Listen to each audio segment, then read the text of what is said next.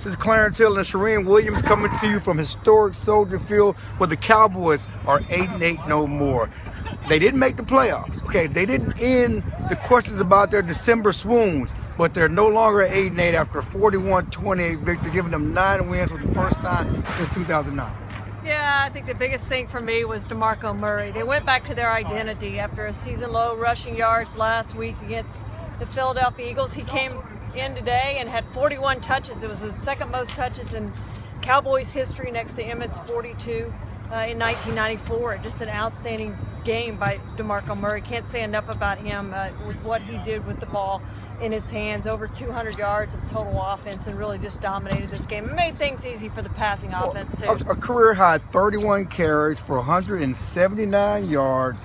Certainly a week ago, he had a season low 73 yards in a loss to the Eagles. He and the offensive line vowed to bounce back. That's been their calling card all season. They went to 6-1 behind that running game, behind the offensive line. Coming into December, if the Cowboys were going to finish strong, if they were going to get started on the right foot and really try to make something of this season, it was going to be behind Murray in that running game. And they set the right tone tonight. They got things started, and Tony Romo, after a bad game, his worst game of the season last week, coming off the short week from the Giants game to the 4-day break before they played the Eagles on Thanksgiving Day, when he had his worst performance of the season, he was sizzling. 21 of 26 with 3 touchdowns, 138 quarterback rating. He looked good. He moved in the pocket. He only threw about 5 times, I think, in the second half because they were running so well and had such a big lead, but he looked good. Well, and the other thing, that it kept the defense off the field, and this defense has not been good. They'd given up over 400 yards in back-to-back games. They come out today and they almost give up 400 yards again after we were writing praises about them at halftime, how well they had played.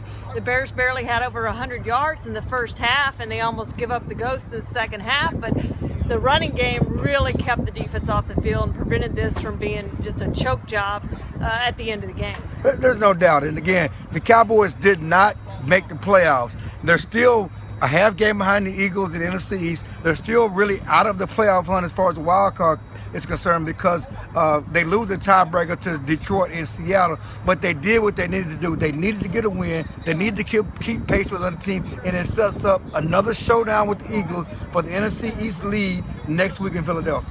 Yep, it sure does, and that'll be a big game. Obviously, the next 2 are huge for the Cowboys. All of them are huge, and I think they have to get to 11 to assure themselves a playoff berth, and that means winning 2 of the next 3, which is not an easy task.